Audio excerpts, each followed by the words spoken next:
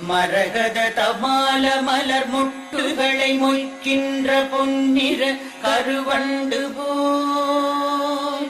மாதவன் மார்பினில் வாசம் புரிந்தங்கு மெய்சிலிற் பேற்றும் விழிகள்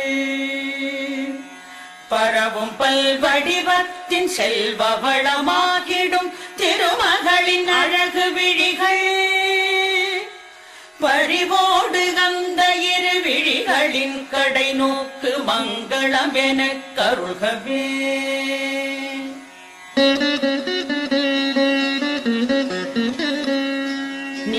நீலமாமலரினில் உள் சென்று வெளிவந்து உலவிடும் பெண் வண்டு போல்